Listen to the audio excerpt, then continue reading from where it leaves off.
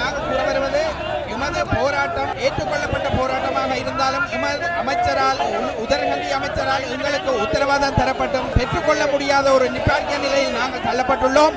இன்று யாழ்ப்பாணத்திலிருந்து கிழக்கு வடக்கு அனைத்தும் சேர்ந்து தொடர்ச்சியான வேலை நிறுத்தத்தில் ஈடுபட்டுள்ளோம். எமக்கு நாளை தீர்வு கிட்டும் என எதிர்பார்க்கின்றோம். அமைச்சர் எமக்கு தீர்வை பெற்றுத் தருவதாக வாக்குறுதி அளித்து பல தடவை ஏமாற்றியுள்ளார். நாளைய தினம் எமக்கு தீர்வு கிட்டாவிட்டால் நாளைய மறுதினம் 9ஆம் தேதியில் இருந்து நாங்கள் இன்னும் இறுக்கமான நிலையில் தொடர்ச்சியான வேலை நிறுத்த போராட்டத்துக்கு செல்வோம் என்பதையும்